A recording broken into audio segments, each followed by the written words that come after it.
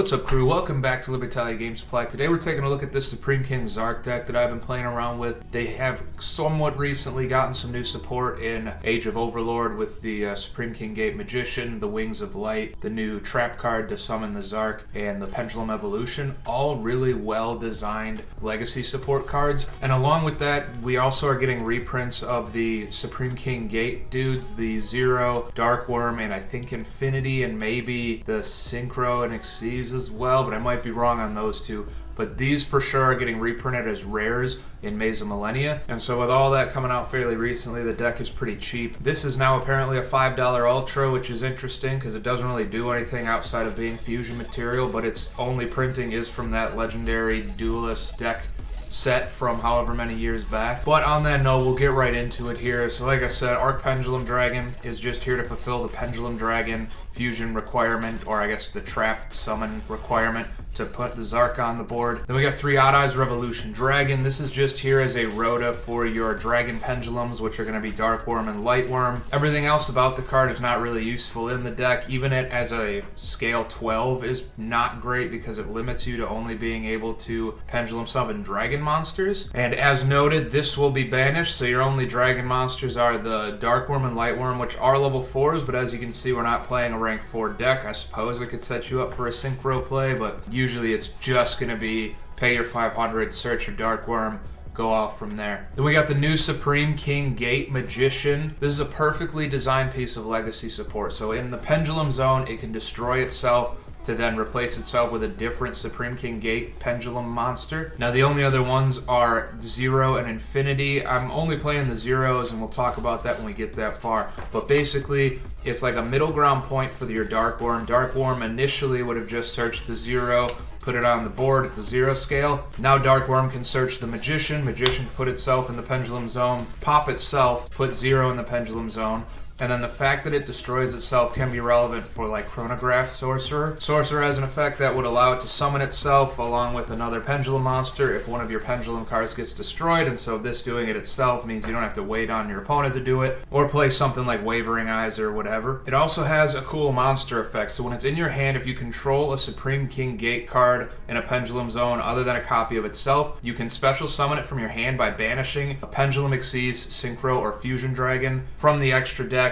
So you got your 3 targets in there, and then it being in the graveyard still lets you banish it to summon the Zark later, so it costs you nothing. Then when it gets special summoned, and this is a separate effect, so even if you like Pendulum summoned it, any type of special summon, it can add a card that mentions Zark from your deck to your hand, and it's not just monsters. So the value in this is that it will directly search your Soul of the Supreme Celestial King, which is the best way to summon Zark at the moment. It could also search the Soul of the Supreme King, much less good, but it's in here just because. It can search Pendulum Evolution, which is more often than not a hand fixer to get one of these in your hand as like an extender, but even if you had this already and search this, it can search the Astrograph as well, so still not useless, you know? And then of course your Wings of Light and in Archetype Rhoda, it can be searched off of this as well. So it searches you an extender on summon essentially, which is what's going to get you to that Zark very consistently.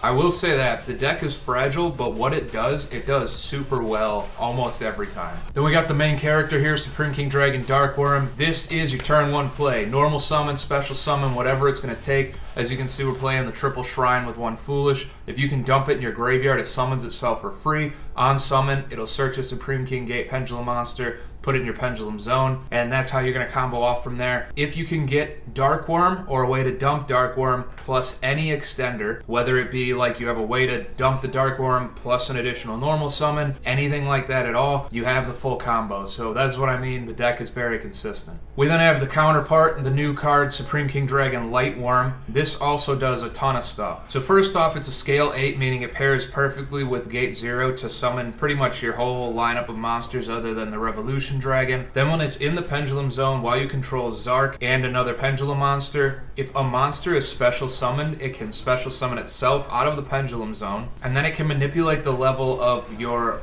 other Pendulum monster that isn't Zark. So you can make it the same level and attribute as itself, or you can make itself the same level and attribute as that other monster. It is a tuner, which is why that matters, and it matters especially so because its monster effect is when it's normal or special summoned, you can add a face-up Supreme King Dragon or Supreme King Gate Pendulum monster from your extra deck to your hand Then immediately after the effect resolves, you can Synchro Xyz summon one of the Supreme King Dragons. Now we're only playing the one in here. The Fusion one is very good and is banned because of it. The Xyz one is not good, and so we won't play it. And this one is a board wipe. So typically what you can get to most of the time turn 1 is a Zark full board wipe, and then also have this set up as a follow-up. If they try to special summon again through your board wipe, you can just Lightworm effect summon itself and then immediately Synchro summon with a level 4 on the board, and you have lots of ways to make sure that that setup is available to you, and then board wipe the monsters again. So crazy, crazy card. We've got the double zeros, the search target for the Gate Magician. You could play the Infinity. The reason I'm not is because even though it's a really nice scale, you can only pendulum summon if you don't control monsters, which I suppose isn't the worst thing in the world. It would be the only way to pendulum summon your Zark after it gets destroyed, and so that might make it worth going 1 and 1, but I just felt like I personally could not find a good way to like fit it into the flow of playing through hands and such, and so maybe I'll get better with the deck over time and it'll make more sense to me, but for now I just left it at the 2, and realistically you could probably put this down to 1. I almost have never needed a second one, so it usually just ends up being like a brick in the hand. It's an extra body for link summoning. It is what it is. Then we got 2 Magicians here, Harmonizing and Purple Poison. The Purple Poison counts itself as a Fusion Dragon, so for that reason, if I am going to summon the Gate Magician off of its effect, I'm sending the Starving Venom to the graveyard, because if it does get DD Crowed, you still have another option that you can put on the board and then banish,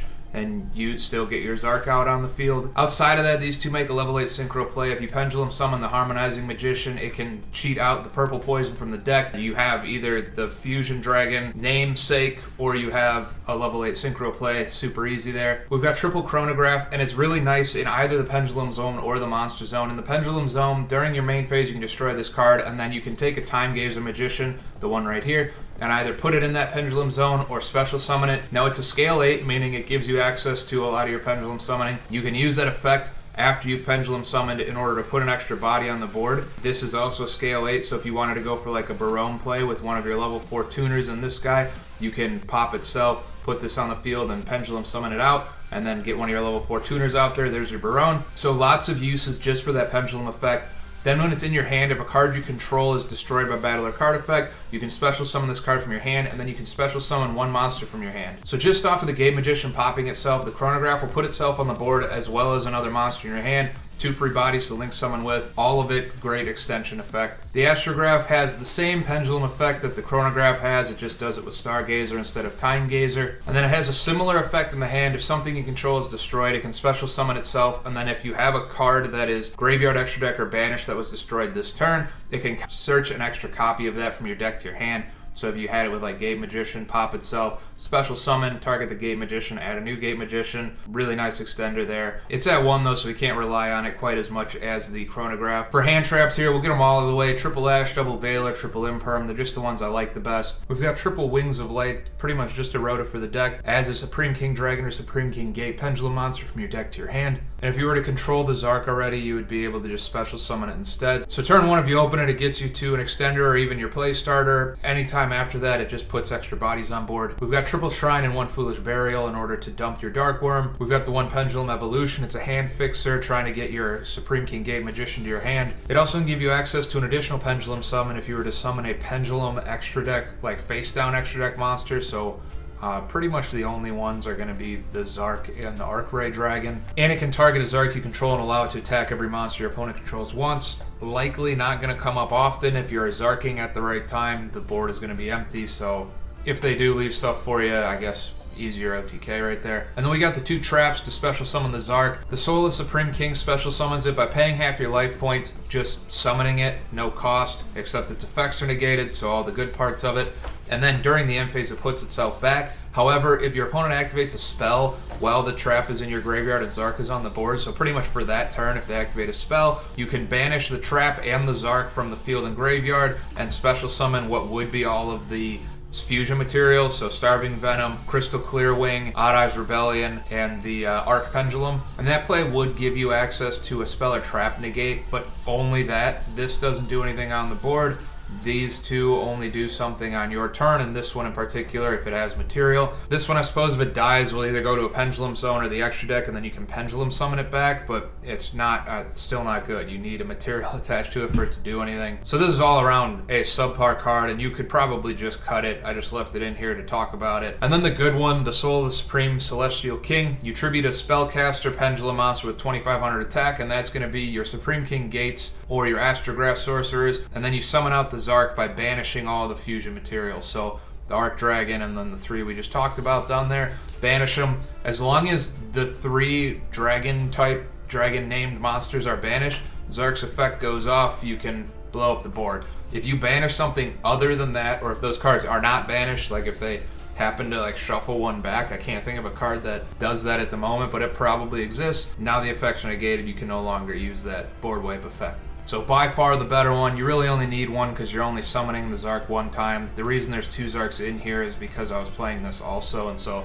theoretically you could do it twice, but really you can't unless you did this one first. And then if you used the effect to summon everything, who knows if you all still have access to banishing all of it after that. It's a whole thing. In the extra deck here, we've got Appaloosa and Grand Sulfur Coolia. This I don't like very much at all. I thought it would be nice because it would prevent your Zark from negating itself if you weren't meeting like certain conditions here, or like this one just negates it outright. This one negates it if you don't have the right monsters banished. It doesn't work like that apparently, or at least not in this sim, so maybe that's wrong. I don't know. But as far as I can tell, this is not good, not worth playing. Cut it. Play something else. Maybe an additional like Clearwing Synchro Dragon. It counts as a Synchro Dragon. It's also really good level 8 Synchro. Gets you negate, you know, something like that. We've got the 2 Pendulum Link monsters. Excellent in this deck. This one will shut off your ability to use Pendulum effects in the Pendulum zones until you Pendulum summon. However, you can pay 1200 when this is summoned and search a Pendulum monster, using it to finish a scale or whatever. Pendulum summon, and then you're going to link this away into the 3. Nice little middle ground piece for the combo. For the Exceed the Pendulum on summon, it can take one of your Pendulum monsters from your face-up extra deck, put it back in your hand, and then it gives you, during the main phase, a quick effect special summon of a Pendulum monster. So even if you screw up somewhere and this is not on the field, but you have the trap set, you can always just add this back to your hand on this is summon, and then when you pass turn during your opponent's main phase, you would quick effect special summon the Supreme King Gate, and now your trap is live. We've got the Absolute Dragon. It's only here to get linked away to give us the Vortex Dragon, so we have that negate. Fusion material, board wipe, fusion material, and a negate. Negate, pop, you know Barone's good. A couple negates on the Boarload Savage Dragon. These are getting made turn 1 pretty much every time, and it's really easy to make a level 8 Synchro play on your turn to make the Boarload. On your opponent's turn, it's probably going to be for the Clearwing. Vortex Dragon is a bounce on summon, and then it also gives you a negate by shuffling back a face-up Pendulum monster in your extra deck into the deck, so you're pretty much always going to have that negate live. Fusion material, and then the reason we play the deck, Zark gives you the board wipe, and then Arcray can just put the Zark in the Pendulum zone, and then if you happen to get wiped and you wanted to play the Infinity, you could Pendulum it back. If this gets killed, it goes to a Pendulum zone, and if you have 2 cards in your Pendulum zones, you can special summon it back. And I'm going to show you really quick how easy it is to set up that Zark board, so we'll just go with 2 cards that will get us there. So let's say Dragon Shrine and Chronograph, but like I mentioned, many ways you can get this done. So we got our Shrine, we got our Chronograph, and we'll get started with the Shrine. So we'll activate the Shrine effect. Shrine is going to dump our Dark Worm. Dark Worm can then summon itself, so we'll do that. And then Dark Worm on its summon will search us the Supreme King Gate Magician, and then once we get that Magician in hand, we'll put it in the Pendulum Zone. Now that it's in the Pendulum Zone, we'll use its effect to get the 0 in the Pendulum Zone instead. Now right here, you would have the option to put the Chronograph on board with another monster. We don't have another monster because it's just a little demo here, so we'll skip that. It doesn't matter. It's going to be an extra body for us anyway. We're going to put it in the Pendulum Zone, and then we're going to use its effect right away in order to put a Time Gazer on the field. So now we have 2 materials, so we can make a Link monster, and we're going for that Link 2 Beyond the Pendulum using our 2 links. It's going to get the search for 1200 life points. We're going to grab the Light Worm in this instance, if I can find it. So we got our Light Worm. We're going to activate it in the Pendulum Zone here. We still haven't used our normal summon. I guess that's worth mentioning. And then we're going to special summon 2. We need this, and we'll leave the 4 on board.